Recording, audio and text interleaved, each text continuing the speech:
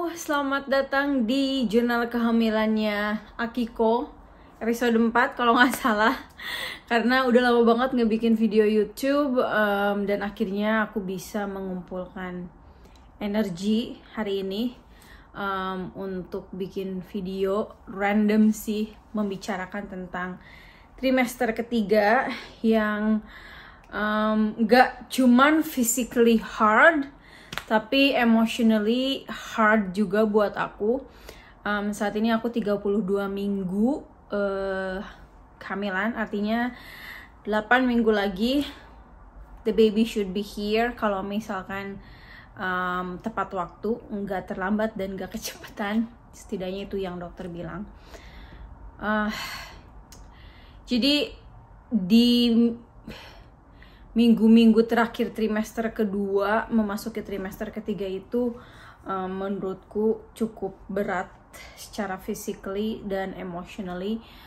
Secara physically obviously ya, jadi lebih capek, cepet banget ngerasa capek aja gitu. Terus jalan juga lambat banget, yang misalkan aku biasanya jarak tempuh dari rumah ke stopan bis misalkan cuma 2 menit, sekarang butuh waktu 5 menit. Jadi kayak yang double up gitu loh waktunya. Dan kayak itu aku merasa bukan risih sih, tapi kayak yang aduh kok aku udah rajin yoga, aku juga lumayan sering bergerak gitu kan, tapi kayak kenapa kok aku jadi lambat banget. Jadi kayak kadang mempertanyakan apakah ada yang salah dengan tubuhku, kenapa jadi gampang capek, gampang lelah gitu, terus gampang lemes banget, dan kerjaannya tuh tidur mulu. Itu pertama. Terus kalian juga mungkin bisa dengar dari cara aku ngomong, bahkan ngomong pun udah ngos-ngosan, udah mulai sulit gitu kan. Maksudnya aku tahu dari awal pas aku hamil, aku tahu bahwa ini akan aku alami gitu kan. Semua ibu hamil pasti mengalami hal ini. Tapi kayak yang pada sebelum sampai pada titik itu, aku masih kayak ya I'm gonna be fine gitu kan. Kayak aku bakalan baik-baik aja dan aku bisa handle situasi tersebut. Tapi ternyata tidak semudah itu, kawan. Ini beneran ngaruh banget, kayak otomatis ke rasa percaya diri aku juga, kayak yang aduh jadi males ngomong gitu kan. Terus kayak di kantor juga kayak gampang keganggu aja kalau misalkan teman-teman lagi pada ngobrol, terus situasinya lagi lumayan rame, terus banyak orang ngomong berisik gitu, kayak ih ngapain sih nih orang gitu kan, berisik banget gitu. Dan kayak yang aku mau ikutan nimbrung ngobrol juga males, dan itu jadi kayak yang lebih males, lebih gampang capek, emotionally juga drain ya. Nggak cuman fisik aja, tapi yang paling beberapa minggu terakhir ini yang paling mengganggu aku tuh itu selain physically changed, emotionally juga kayak change banget. Orang bilang kalau misalkan hamil itu mood swing paling parah itu di trimester pertama, tapi kayak aku merasa di trimester 3 ini justru lebih sulit buat aku untuk mengendalikan emosiku, atau misalkan untuk enggak emosional gitu. Beberapa hari terakhir hampir setiap malam aku nangis, dan gampang banget nangis untuk sesuatu yang sebetulnya nggak ada alasan gitu loh, nggak ada alasan untuk menangis. Tapi kayak tiba-tiba pernah satu waktu aku pulang kerja, terus nyampe rumah, Connor udah di rumah, terus kayak tiba-tiba aku nangis. Terus kayak dia nanya, kamu kenapa?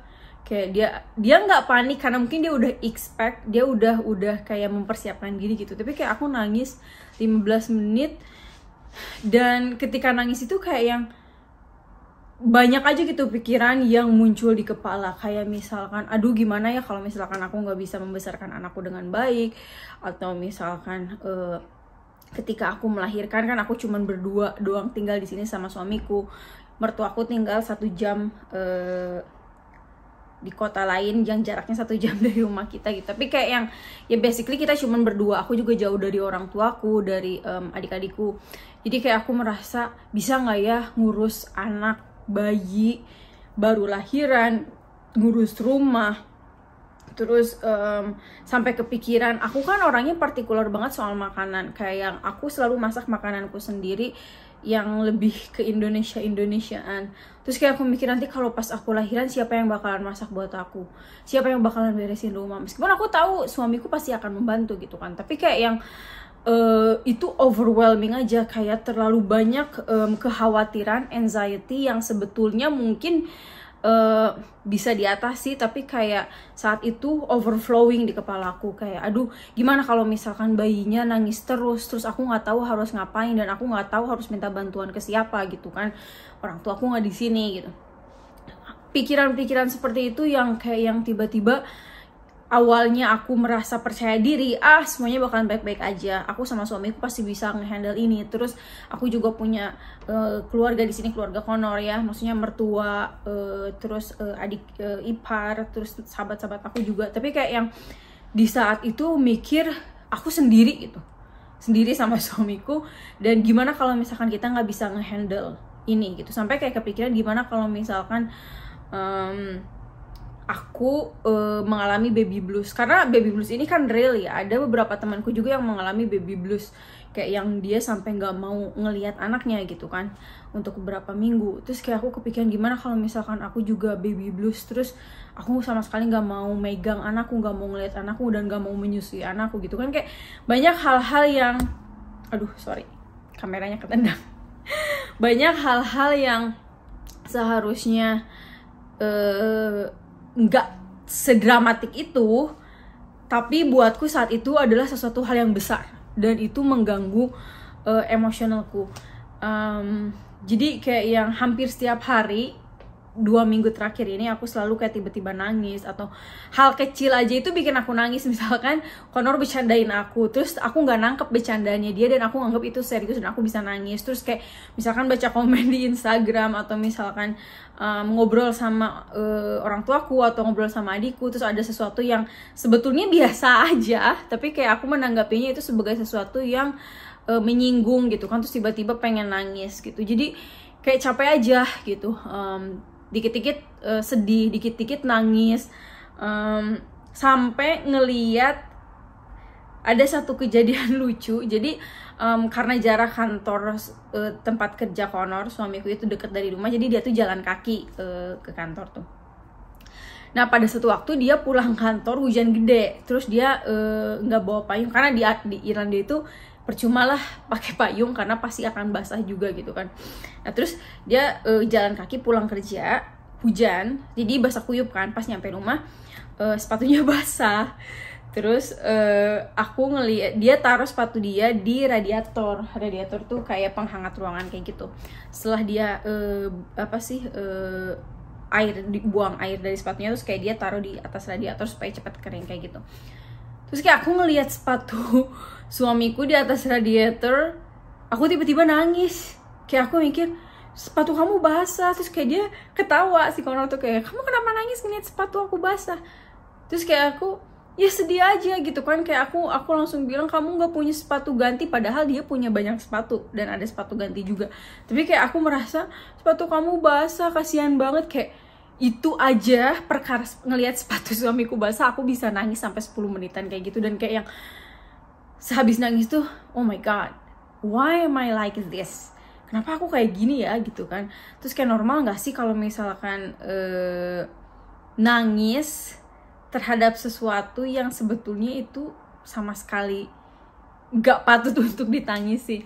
Tapi ternyata setelah baca-baca research, itu memang perubahan hormon itu real, mood swing itu real, dan katanya sih itu normal kalau misalkan gampang sedih, ngelihat sesuatu hal yang sebetulnya nggak perlu ditangisi tiba-tiba nangis, karena perubahan physical condition juga, terus perubahan hormon estrogen sama progesteron juga itu ngaruh ke mood kita, ke emotional being kita gitu. Dan kayak yang di lain waktu, kayak yang tadinya aku mikir aku baik-baik aja cuman sama suamiku, terus tiba-tiba aku bisa nangis sama suamiku, bilang aku kangen mamaku, aku pengen mamaku ada di sini gitu kan. Yang mana sebetulnya mungkin itu wajar kali ya, karena kayak aku merasa this is my first child and I don't know what to do. everything's new to me. Terus kayak yang aku tiba-tiba pengen mamaku ada di sini gitu. Makanya pas kemarin kayak aku habis negosiasi sama mamaku bisa ngasih dia libur sebulan gitu, karena dia kan guru di Indonesia, kan guru nggak bisa libur lama-lama ya. Terus kayak bisa ngasih dia libur sebulan terus kayak kesini gitu kan. Karena I would really appreciate every little help that I get gitu kan. Jadi kayak yang gitu sih, lebih ke kayak sampai ini tuh ngaruh ke kerjaan aku. Di kerjaan aku jadi kayak yang ya udah datang ke kantor tuh bener-bener cuman ngerjain kerjaan kantor. Biasanya aku di kantor tuh bisa ngedraft video buat Reels, bisa bikin materi buat YouTube, bisa bikin materi untuk English course, segala macam gitu. Sekarang tuh sama sekali nggak bisa. Jadi kayak atensiku tuh cuman bisa mengerjakan satu kerjaan gitu sekarang. Dan kayak buatku pergi ke kantor, kerja 8 jam di kantor tuh too much. Itu udah too much banget. Dan aku ngerasa capek mentally, emotionally, physically. Jadi kayak sekarang udah 2 minggu aku nggak bikin materi buat Reels, aku nggak bikin materi buat English course. Yang mana aku merasa bersalah sebetulnya. Bukan merasa bersalah sih, kayak kok aku nggak produktif banget ya gitu. Tapi kayak yang setiap kali aku memaksakan diriku untuk multitasking di kerjaan itu, aku langsung merasa aduh capek banget nih, aku nggak bisa. Dan bukan cara berpikir sih, karena kan aku juga sempat dikasih tahu sama suamiku sama mertuaku bahwa kalau hamil itu kamu nanti ada yang namanya pregnancy brain, yang mana proses berpikir kita tuh melambat daripada sebelum kita hamil gitu maksudnya. Karena ada gray matter area di otak kita yang menyusut. Jadi kayak mungkin lebih lemot kali ya. Karena jadi kapasitas berpikir kita tuh menyusut selama hamil gitu, karena dia lebih fokus ke mempersiapkan emotional being kita dan mempersiapkan perasaan kita untuk menjadi seorang ibu. Bahkan pernah bukan satu waktu sih, hampir sering ya, kayak misalkan aku abis cuci piring, aku mau buang sampah ke tempat sampah, dan instead of buang sampah ke tempat sampah, kadang aku buka kulkas. Tapi pas buka kulkas aku langsung ngapain buka kulkas ya. Terus pernah mau ngangetin makanan, harusnya kan di microwave, instead of buka microwave aku malah buka kulkas. Jadi hal-hal kayak gitu yang sering bikin aku lupa gitu. Kayak kemarin tuh aku habis konsultasi ke rumah sakit. Di sebelum berangkat ke rumah sakit tuh beberapa hari sebelumnya aku udah nyiapin pertanyaan apa aja yang mau aku tanyain ke dokter terkait dengan proses melahirkan. Pas nyampe rumah sakit, itu hal terpenting yang pengen aku tanya terkait dengan plasenta atau ari-ari kayak gitu. Karena aku muslim dan aku pengen plasenta anak aku dikubur kan. Terus kayak aku mau nanya ke pihak rumah sakit, biasanya rumah sakit di situ plasenta tuh dikemanain gitu kan. Dan lupa sama sekali nggak keinget. Terus pas nyampe rumah, suamiku juga ikutan lupa. Jadi dia kan ikut ke rumah sakit kan. Kalau pas kita check up ke rumah sakit dia selalu ikut, dia selalu libur kerja. Dia juga lupa, aku juga lupa. Jadi pas nyampe rumah, lah kata suamiku, bukannya kita mau nanya ini ya? Iya aku lupa. Terus si Kono juga, iya aku juga lupa. Jadi kayak yang gampang banget lupa itu. Dan jadi aku nggak bisa aja sekarang untuk multitasking, ngerjain banyak hal di satu waktu. Makanya kayak aku somehow merasa bersalah sama teman-teman Instagramku yang menikmati konten bahasa Inggrisku, karena beberapa minggu ini aku belum ada konten baru. Tapi sekarang aku memaksakan diriku untuk setidaknya bikin 1 konten per minggu, supaya aku juga yang nggak malas-malas banget kayak gitu loh. Aku sih merasanya aku malas ya, tapi suamiku bilang enggak kok, kamu bukan malas, ini karena memang hamil aja kayak gitu kan. Cuman ya gitu sih cerita perjuangan emotional swing atau mood swing di trimester ketiga, di awal-awal trimester ketiga. Semoga kedepannya ini nggak permanen gitu. Jadi ini pun aku mau bikin video ini pun kayak ya ampun, mau bikin video padahal gampang banget, cuma tinggal taruh kamera terus ngobrol kayak gitu kan. Aku udah bikin draftnya dan kayak yang nggak yang berat-berat banget juga topiknya. Jadi kayak yang oke, ini aku harus duduk, aku harus bikin video supaya aku merasa bahwa diriku ini produktif dan aku mengaktualisasikan diriku gitu. Karena ini penting banget ya, proses mengaktualisasikan diri ini. Oke deh, segitu aja cerita aku dari Jurnal Kehamilan episode 4 yang bercerita tentang hormonal changes, physical changes, emotional changes, mental changes, everything in the first few weeks of trimester 3. See you in the next video. Bye bye.